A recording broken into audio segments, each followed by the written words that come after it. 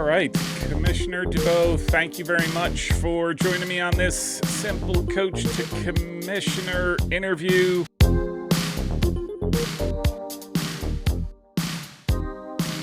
Appreciate you taking the time, I'm sure out of your busy day and coming from the beautiful left coast that is California. Really grateful that you agreed to sit in the hot seat. So, thanks for having me. Okay, so here, just want to start off because I'm genuinely curious, because it's not usually a career path that one takes by choice. Like, you don't go to school for it, but how does one become a commissioner? How did you become SCIAC commissioner? Yes, it was not something that was really on my radar. I graduated from Franklin and Marshall College, where I played tennis, so Division III, obviously near and dear to my heart. But I went on to law school at Duquesne in Pittsburgh. You know, when I went to law school, I had always, I think, wanted to stay involved in sports and athletics. I played. My brother's only like a year and a half older than me, so I was always running around trying to do everything that he did. My dad worked for Nike, so just always kind of around it. But I think when I went to law school, for some reason I had it in my head, like I wanted to work for a professional sport team, whether it be like a minor league team or any sort of team, and not necessarily like dealing with like the players and their contracts, but like I would have done the contracts for like, the food vendors in a stadium. I just kind of wanted to stay, with my mind. Like I enjoyed law school. I felt like, like that would keep me involved in athletics, even if it wasn't like directly, but just being part of like a team. And,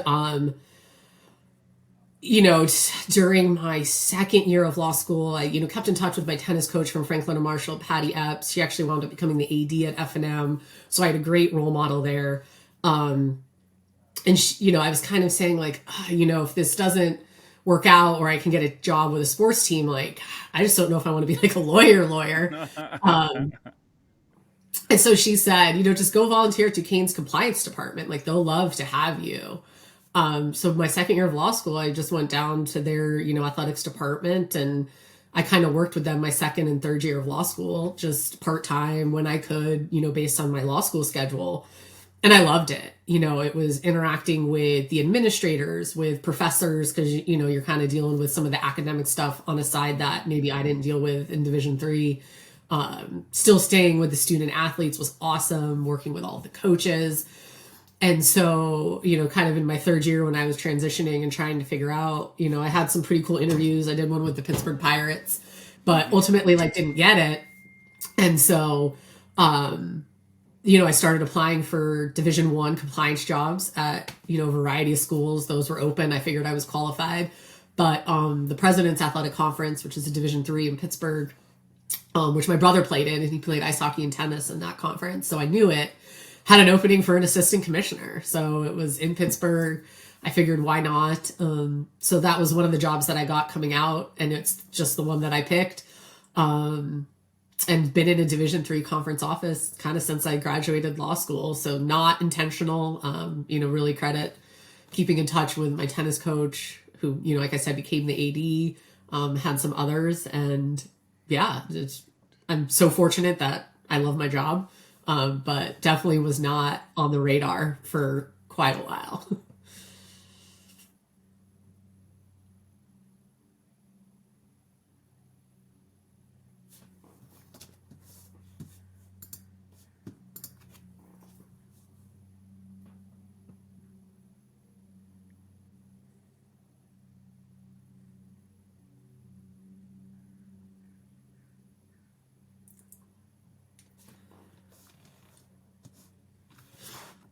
All right, still there? Yep. Something happened again for me, so I just switched over some things. So, Gotcha.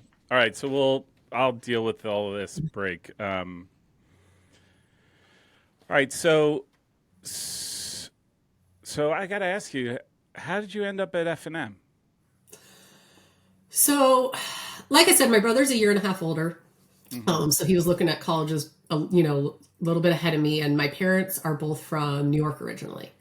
So even though born and raised in Southern California, my parents always pushed kind of going out and doing something different for college. Like that's your time to kind of like grow and be in a different place. And, your education is more than just like in the classroom.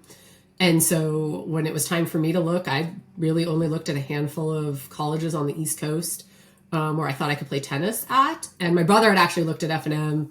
And while it wasn't maybe the right fit for him, like my dad really liked it on their visit and just said, keep it on your radar. And, wound up visiting, loved the tennis coach. Like I said, she was a full-time female administrator back in the early 2000s. So they had separate men's and women's coaches, which is still not very common in tennis. So the fact that F&M had it, back in 2000, really loved all of the girls on the team. So it was a really easy decision for me. Yeah, yeah.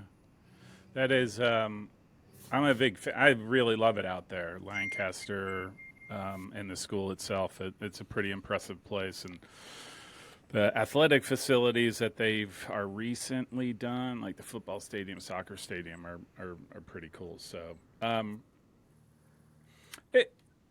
would you, I mean, did you have any thoughts about going to something bigger than a Division III conference?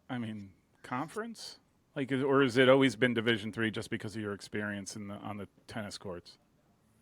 I think looking at my level of tennis, like I was a pretty good player. Wasn't anything amazing for what Southern California produces, certainly. But just, I had some smaller D1s that I looked at and got into and certainly met with coaches and probably could have played lower on the ladder at. But, for me, being in Southern California when I was in high school, I don't know if I was really tracking on like what is not Division One, like what's D2, what's D3, what's NAIA, right. Just because in our footprint, right, we're just not heavy in the Division III world. Yeah, yeah. So when I went and looked at these schools, it really wasn't like, oh, Franklin and Marshall, Washington and Lee, they're Division III. Holy Cross, Division I, or like, the schools that I was looking at. It just wound up being what I thought was the right fit for me. Yeah. And I think certainly academically, I wanted like smaller classes. I was not interested in, sitting with 150 people in my class. Yeah. My high school was larger than F&M. I graduated from a high school that had, 4,000 kids. So yeah, it wasn't as intentional as maybe it should have been in a college search. But it was more just visiting, my dad and I did a week back east and went to all the schools I got into, and it just felt like the right fit for me. Yeah. Good spot near Philly. You can fly out, right? Or Pittsburgh. Yeah, closer. My brother, like I said, my brother was in school in Pittsburgh, so my dad did many trips where he'd fly in, watch him play ice hockey, drive over, catch my early tennis matches indoors at F&M. So nice. All right, so maybe you could just talk about the SCIAC in general, just sort of your take on the SCIAC, maybe an elevator pitch, and the reason why I'm asking that is because it was at least in soccer, right? So I'm all things Division III soccer. So to me, it's men's, women's soccer, and the region, the NCAA region, Region 10, I think it is out west, is ginormous. And so that creates some different challenges and whatnot. So maybe you could just talk a little bit about the SCIAC, how you see this work, how you see the conference, the Division III conference work, competitiveness, that sort of thing. Does that make sense? Yeah, totally. So, I had been working in a Division III conference back east, and then the SCIAC opened up in like late 2015, and I wound up starting out here in March of 2016. And I was obviously very interested when it opened. I think the SCIAC is an amazing conference. You look at academically the schools that are here and athletically the success that they've had. And I think should even be more commended because it is so hard being so geographically isolated. Yeah. We, in soccer, right? I think most leagues just play a single round, right? Yeah. So they're getting maybe 9 or 10 conference games. And then they're playing 10 non-conference games against kind of however they want to schedule their non-conference, right? All Division III schools. Maybe some of them are highly regionally ranked. Maybe You want kind of what you would think is an easier game at some point in your non-conference schedule, and they're all buses. And you can kind of figure it out if your school's in Pennsylvania or Minnesota or up in New Hampshire. And we can't do that, right? Financially, we can't play a single round. It's just not going to work. Other than it would be a lot of non-conference games against maybe NAIAs, D2s, And so I think we understand where we're located, and it's one of our challenges. And we also, get to play outside 360 days a year. So there's trade-offs. So Don't rub it in, please. So there's trade-offs, and I think we get that. But I would say, that's one of the challenges that we've kind of tried to address since I've been here. We've done different variations of scheduling, where, we've played a full double round in certain sports, and the coaches have said, hey, that's a lot. It doesn't really leave us a ton of non-conference. So we've tried like 14 game schedules. We're into 12 game schedules now for like soccer and water polo. Yeah. And we've, that kind of has seemed to work for us.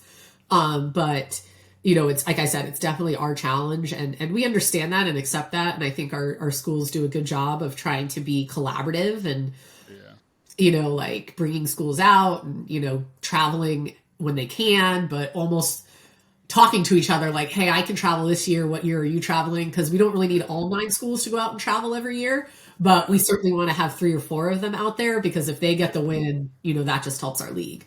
Yeah. I know Occidental went out to Texas. Yep, Oxy went out to Texas. Yeah. Cal Lutheran women went out to Texas. Obviously. Pomona Pitzer women went out to Minnesota. Yeah. Oh, interesting. And I get it, right? Like, just because there's the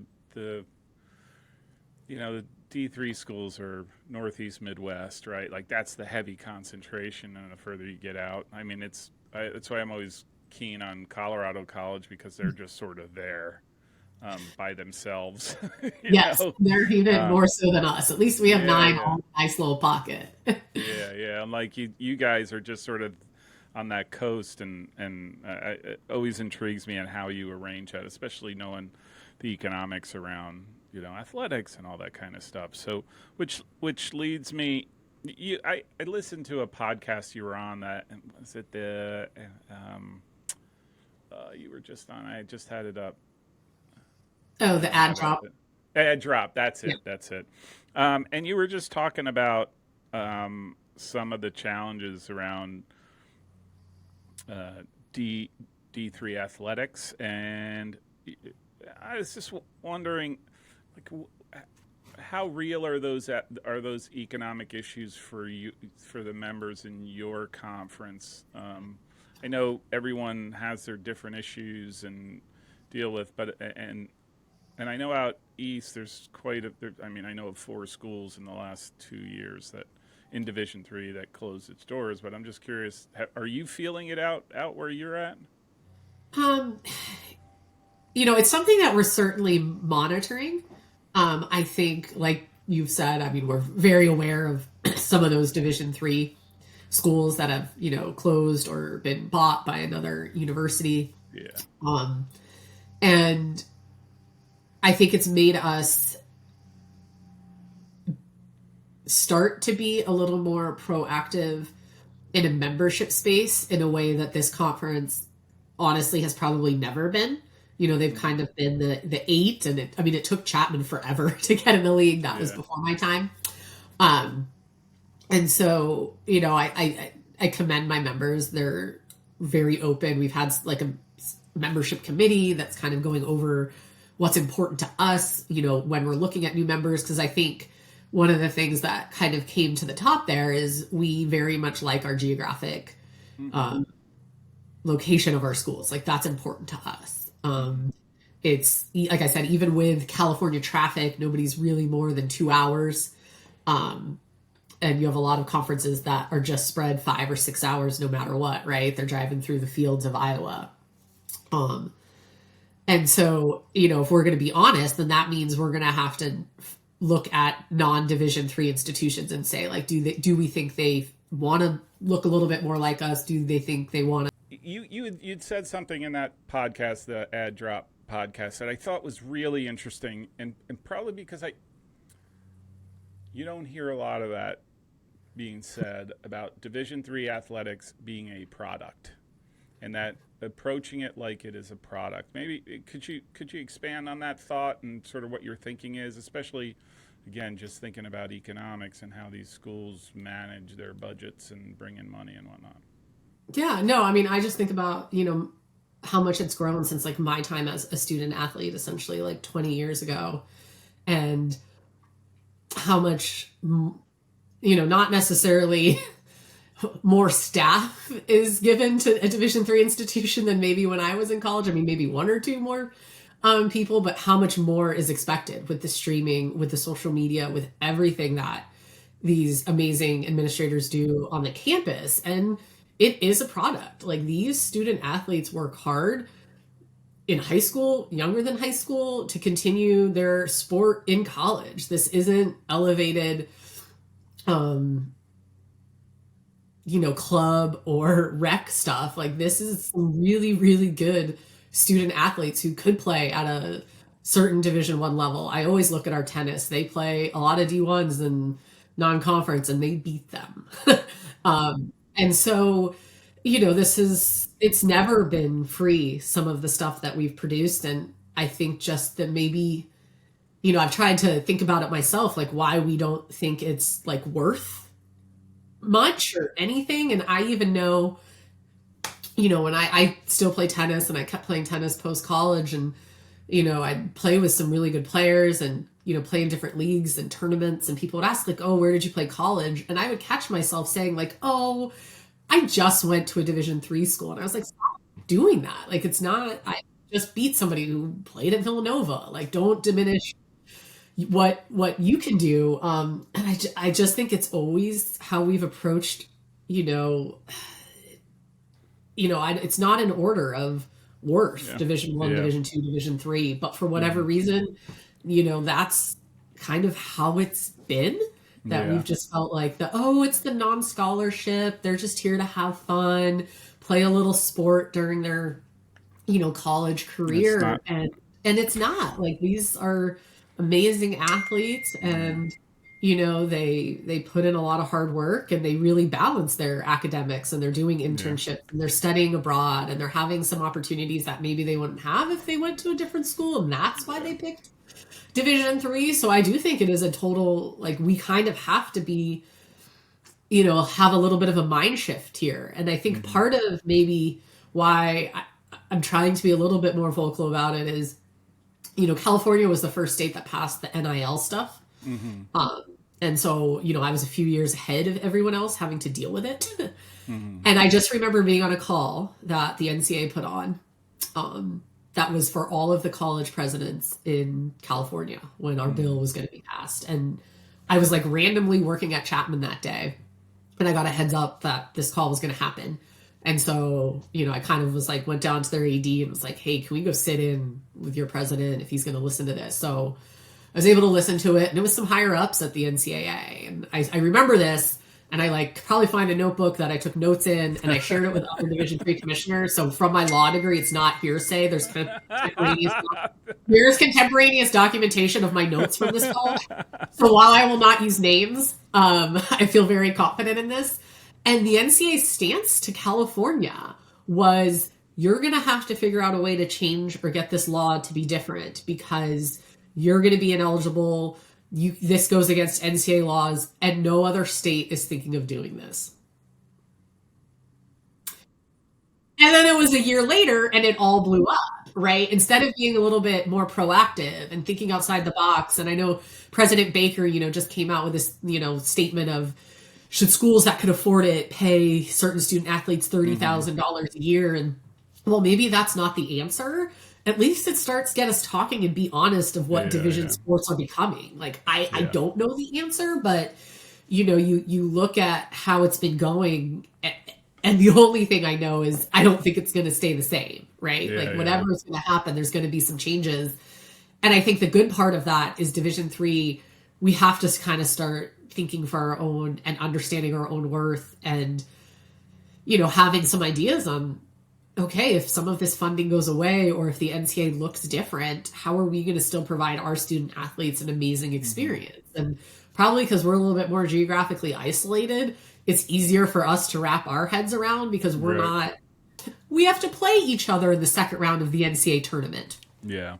right? Like we don't Yeah. have that luxury of being on opposite sides of a bracket, Yeah. right? Yeah. Mona Kitzer's only loss in women's soccer was to Cal Cal Lutheran, the Lutheran. Yeah. eventual champs in the second round. Like Yeah. I don't think Williams and Amherst are playing each other in the second Yeah. round. Yeah. Yeah. Yeah. I just to that point, I had said earlier is like, man, wouldn't it be great if they just randomized the NCAA brackets in soccer? I don't know about the other sports, but in soccer, if instead of geographic, they just sort of did what pull the out of a bowl. And anyhow, that's a tangent. I thought I actually put together a randomized as random as I could bracket just to see what it would look like, and you know that would be interesting. It would be interesting. Do, I guess, like, do you think that's the biggest issue? Like, you know, like let's be real, right? The Division One drives a lot of the discussion around just about anything, right? Like just because of their notoriety, I mean, they're the biggest money maker. Well, not Division One, maybe a subset of schools are the big. Let's be real, right? Like, you know, we when we think Division One, everybody has in mind these huge, massive programs. They don't think about the ones that don't are not huge and massive and have the same struggles as everybody else. But do you think that is the name, image, likeness is the biggest issue that is going to trickle down to Division Three, or is there something else that you're like, we have to be very aware of what they're talking about because if this ever happens, it's going to impact us like nothing else. I mean, I think just the financial structure and the requirements of Division One is what we need to be cognizant of. Like, are they going to have certain requirements that maybe some of these lower level Division Ones feels like they can't continue to do, right? And they make the decision to go Division Two or Division Three because, whatever they do, they just feel like they can't compete anymore, right? Like, is it worth it if other schools can pay basketball and football and their other players $50,000 a year? Like, you're right, 80% or higher of Division One schools Can't do it. Can't aren't do it. even come Right. close. Maybe they can give them Yeah. $5,000 a year, Yeah. right? Yeah. And so I think just how that's going to change the landscape of intercollegiate athletics. Like, do we really want to grow? Does our division want to get bigger? And, I think nationally, that's probably what we need to focus on because ultimately, like, our student athletes want to compete in national championships, want to Yeah. have that as a goal.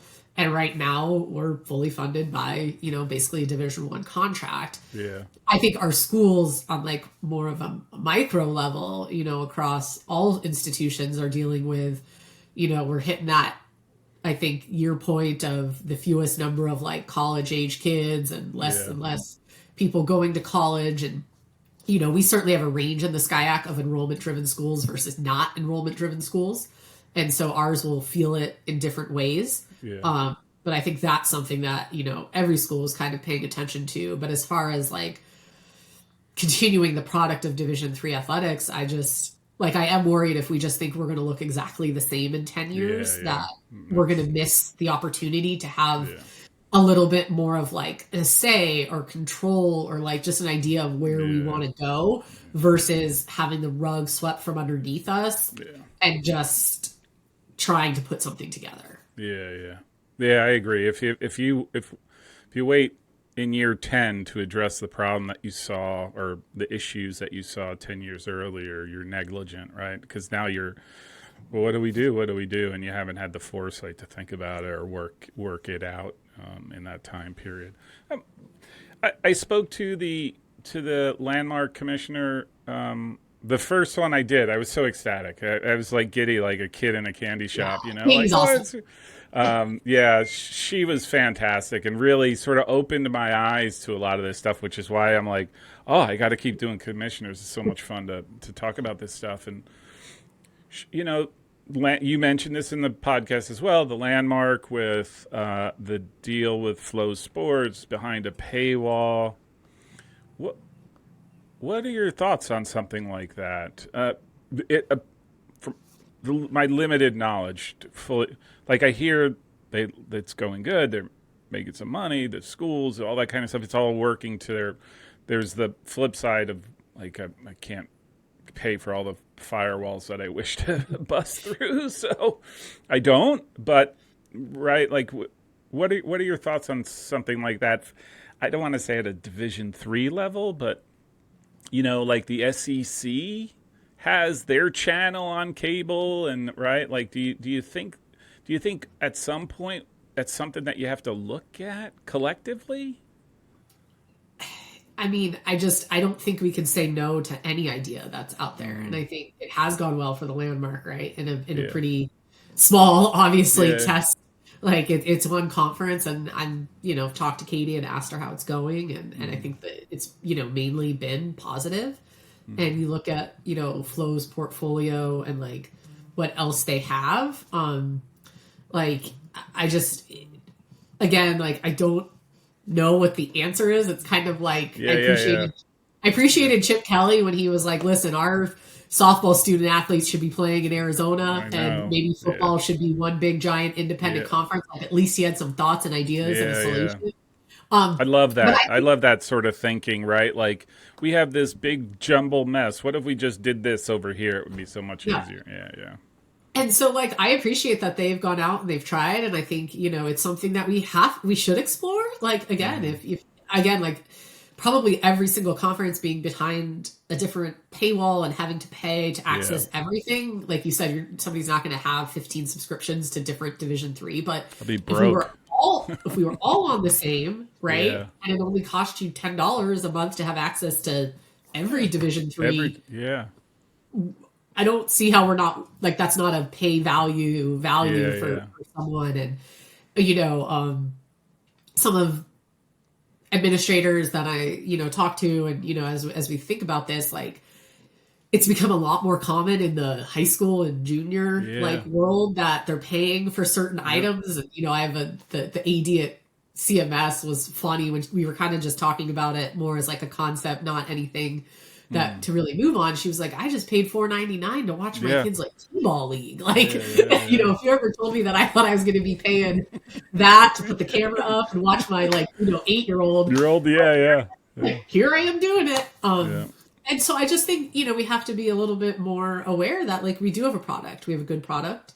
I think it's going to be hard because we're so big and we're so different to Yeah. bring like 42 conferences together to do something. I mean, I think that's the challenge for us to wrap our heads around. And I think the commissioner room, I think we're trying to start to think about it, right? Like, what do we have? What can we offer? Is it, it's obviously not NCAA programs, like we don't have that, but like what about our regular season conference games? What about our tournament games? Like, what if we each said you have access to X amount of games, or Yeah. we're at least starting those conversations, and I think we need to continue them. And the funding is difficult on most campuses, and I don't think anybody's really seen giant increases in their athletic budget at any Division III school. Even the ones that have, that you would look at and you would say, we have some in our league that they're fine financially. Yeah. Their athletic, budgets aren't necessarily going up. Yeah, yeah. I don't that's an anathema, right? Like, you know, you don't see in the same sentence increase budget and athletic department. It just doesn't work that way. My foolish mind, 3 years ago when Connecticut College won the men's program, I joked with the head coach, like just right after. It was my first interview ever, coaching interview, and I said to him, I'm like, oh, does this mean the school's gonna build you a stadium or like do something? And he's like, oh, who knows? I think he was excited by the prospect. And then 2 years later, they just unveiled, like, oh, you got a little scoreboard, for his field. I'm like, oh, that's not what usually happens, but I think that's Division III for you, right? Like,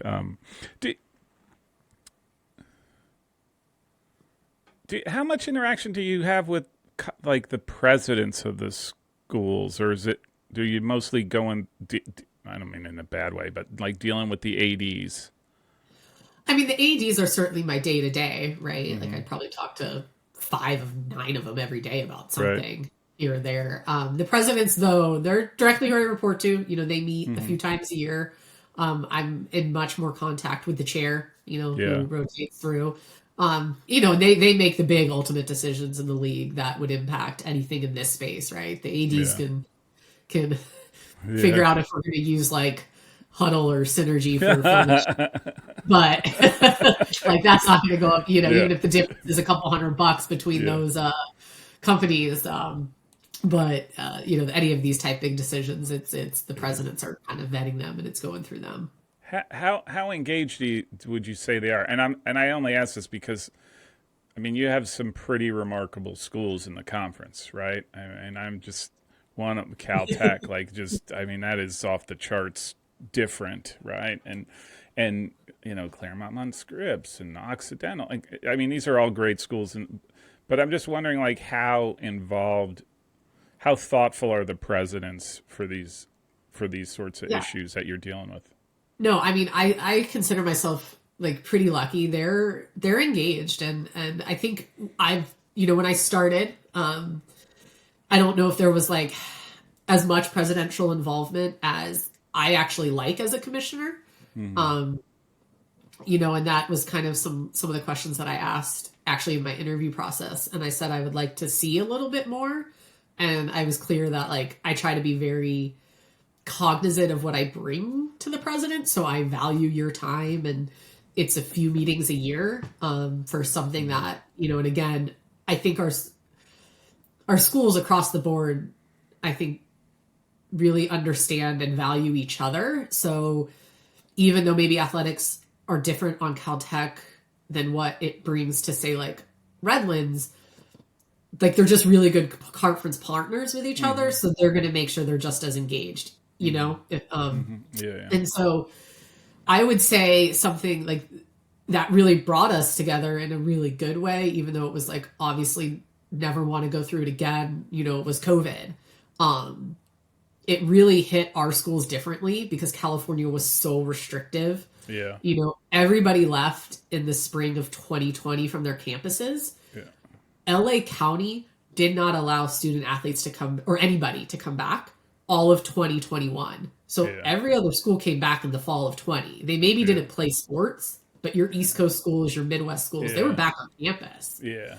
I had 6 schools that had no kids on campus at all fall of 20, spring of 21. So like I think that's a little, something that's very different that we went through versus, everybody else in Division 3 essentially. And so they really leaned on each other then, not just for it had nothing really to do with athletics, but just how are you navigating this? And so I think coming out of that, like they're engaged. If I bring them something and I say, hey, I kind of need you, they're there. They're all, they all make the meetings pretty much. So I really enjoy the group. I think they're great. And they support athletics. They want to be involved. The president at Claremont McKenna is on the president's council for the NCAA. So Hiram's like, kind of wanted to get engaged and has. And so I consider myself lucky in the sense of I kind of like it in that they're not like overly involved. Some of some of my colleagues that I talk to when they tell me what they have to bring to their presidents, I'd be like, oh, I don't even know if mine would want to hear about that, right? But anytime there's a large issue or support that I need, they're there, they're engaged. Yeah. Like I said, I'm just range of schools, right? And like, and how those differing. I always goes around here. You go look at Ivy schools, and you always wonder like they're really high up there. How involved do they get down into the weeds of athletics? But I do know that a lot of schools, right? It's athletics is a core driver of admissions, and if you're not paying attention to it, you do so at your own peril. So, Do you, we're getting away from the SCIAC, and I apologize because we went down a rabbit hole. But, I mean, do you envision like a completely independent Division III managing itself, almost? I've always said like I really don't think the NCAA itself is going to like disappear because Right. there's still some like playing season rules and stuff like that they do, and ultimately even at Division One, I'm not sure they want to run their own fill in the blank league, other than men's and women's basketball. Yeah.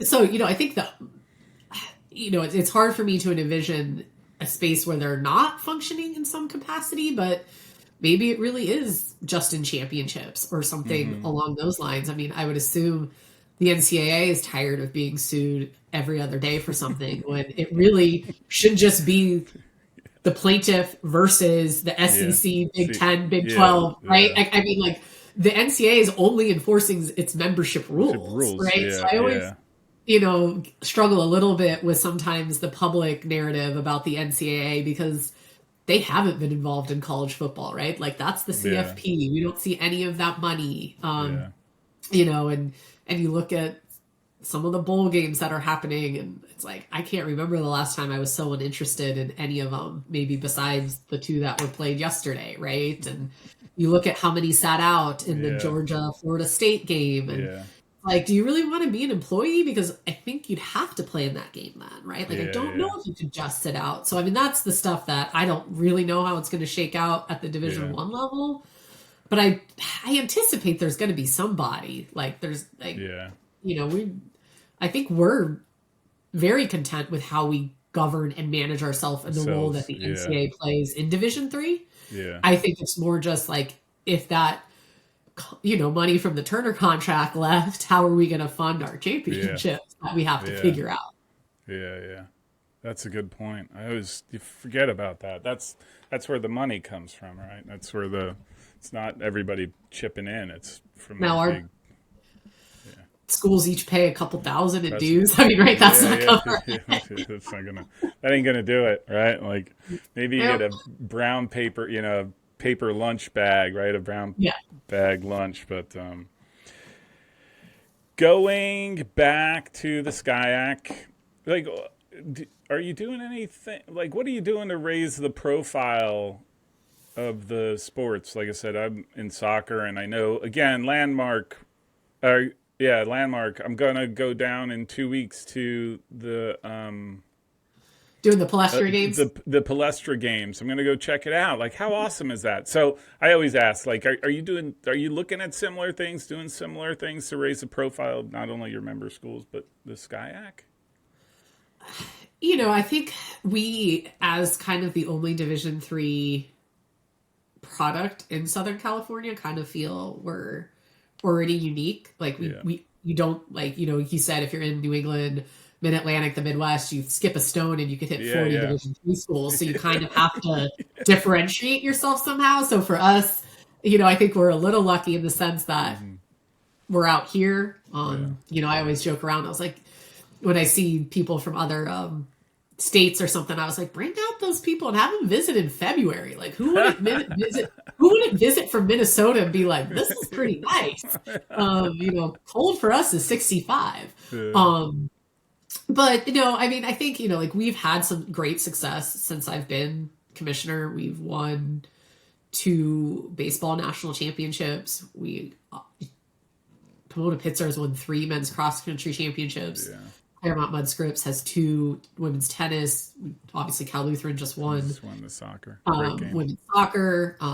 We've had Claremont Mudscripts and Cal Lutheran win women's volleyball. And a handful of individual stuff and like a swimming and diving and track and field.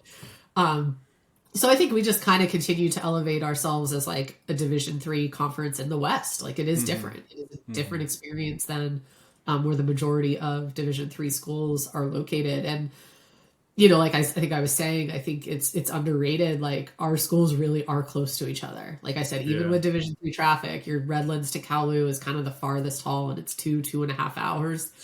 But if you're at I never Laverne, would have thought that. I never would have, honestly, I never would have thought if that. if you're at like a Laverne or one of the schools that's in the middle, like a Pomona Yeah. Pitzer, Claremont, Whittier, I mean, they're like 30 minutes, they're 45 Yeah. minutes. Yeah. So, you know, as you really are balancing your academic choices, like you don't have any overnights. Like you just get to go play your game, come back.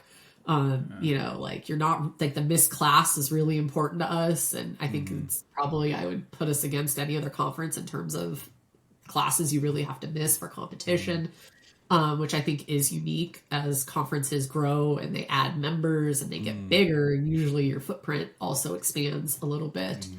One thing we're looking at, and I'm kind of excited about it, you know, it's a high school sanctioned sport and it was just announced to be in the 28 Olympics, is like we're kind of starting to look at flag football for women. That is and I think very that would cool. be a pretty cool thing out here. A lot of the West Coast states, it's sanctioned as a high school sport. So, you know, like young women are starting to play it at an earlier age where it actually like is their sport. And then combining with obviously the Olympics being in 28 out here in LA, that's something that a handful of our schools are looking at, and not just like more enrollment driven ones, like, right. Some of the other schools that aren't as enrollment driven, they think about it as like, what can they offer their student athletes? What are their students looking for?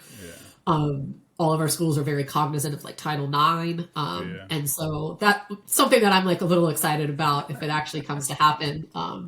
You know, I think could be pretty cool for us. Well, the one I hadn't heard about the flag football being, you know, growing big, but that doesn't surprise me because you just saw a bunch of schools, including my alma mater, University of Mount Union, do women's wrestling, which I'd never heard was a thing. And talking to somebody, like, that's a big deal.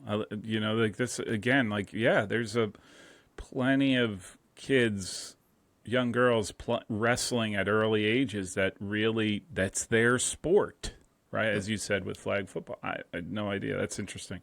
That's great. I'm a big believer in athletics in school, and I don't want to say I hate requirements, but it's almost like everyone should be required to do a sport. Right? You pick it, but that's just me. But yeah, so I think it's fantastic. How big was the ticker tape parade for Cal Lutheran after they won the national championship in women's soccer? Oh, they had quite a nice crowd greeting them back. Yeah, that's awesome. You know, yeah, they Frank's great. Frank Marino, their head coach.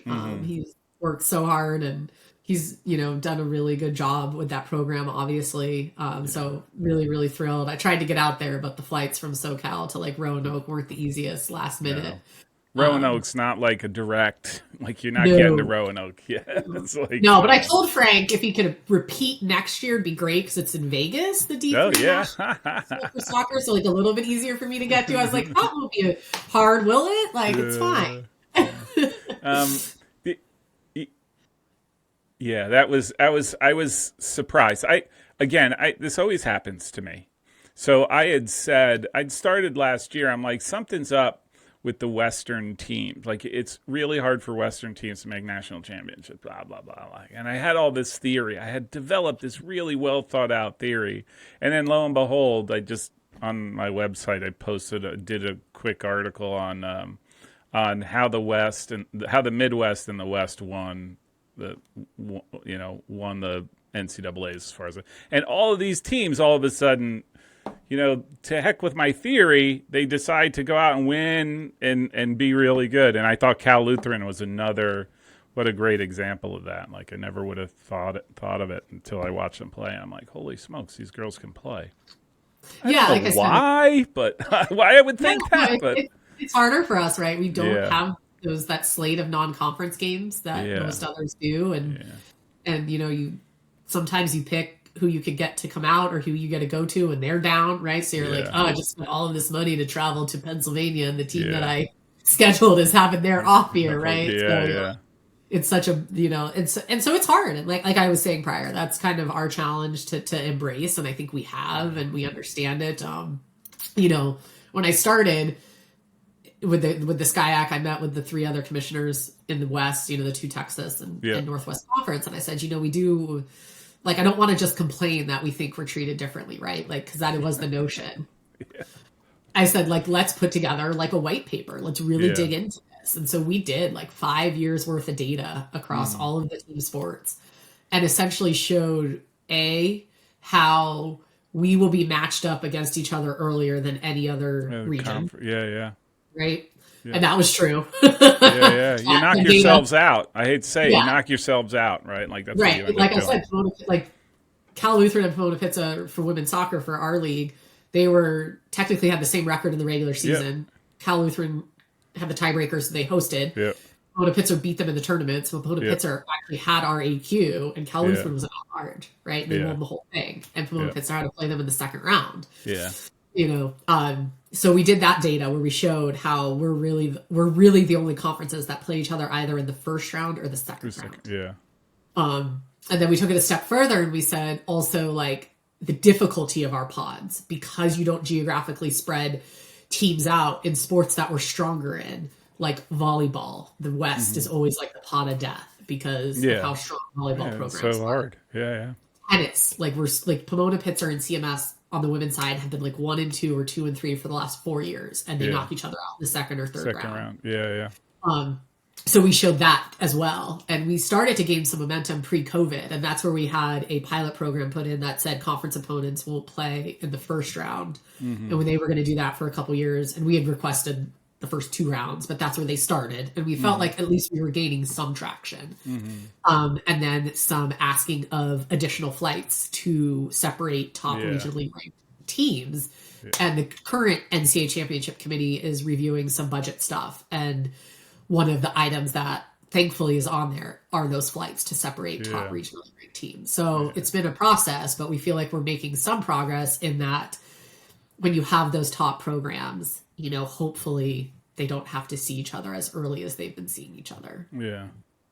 Like I said, I don't know the economics of it, right? Because I'm so far removed from it. But I mean, the ideal scenario is you just pull names out of the hat and you just place them from the upper left all the way down to the lower left, and then you go upper right all the way, and you're like battle it out, because you're right. I noticed this last year. You basically kill each other off, and then the one on the men's side was at St. Thomas last year that had a really good run, and obviously Chicago wins it, but you end up coming east through the Midwest to win it, and it's almost like by the time you get there, you're just you just been through a battle just to be that lone survivor, it seems to me. Yeah, no, I mean, what Cal Lutheran did is, amazing. Obviously, Pomona Pitzer hosted the first rounds, but then they had to go on the road. They were basically in Virginia, flew back. Flew back to Virginia. I didn't love that Occidental men had the first game of their Sweet 16 out there. They played at 11 a.m., so 8 a.m. on time. I'm like, shouldn't they have maybe the game? Oh, there's all that kind of stuff. You're just like, who's thinking about this, right? Like, there's a legitimate concern with Occidental, right? Like, they're just getting up. Like, their body, you're not flying them out a week early to adjust, right? They're just getting up to play a soccer game at 8 in the morning. Like, that happens when you're 50 years old, like, and you're playing pickup with some buddies in the park. Yeah. Right? Like, it's just crazy. Because I do think, and I just speak to the soccer, both on the men's side and the women's side, the soccer is of a very high quality, tactically and technically, more so than a lot of the Eastern schools that I watch. But you just never see those teams in bulk until the tournament. And then, like I said, by the time they get to the spots that are meaningful, they've knocked each other off, and it's just sad. And Division III is exploring kind of an online ranking system called Pairwise that ice hockey's been using for the last many years that has been successful. And so I know one of the reasons why we're interested in it is it would actually give you a true national ranking. It would spit out 1 through whatever. Yeah. And so then doing brackets and trying to keep the integrity of a bracket becomes a lot easier than what we do now because we don't really have national rankings. Yeah. No, they come up with, well, you have national rankings, but there's so many rules to them that they're just not legit. Like, come on. Right. Like, you just might as well. That's why I always do my rankings. I'm like, I make up rules. Like, hey, this, that, like, you might as well because it doesn't, otherwise it doesn't work that way. So that's interesting. Commissioner, I really do appreciate taking the time. This is fantastic. Really love the conversation. It helps me understand so many more things about what goes on behind athletics. So, but thank you. Yeah, thanks for having me.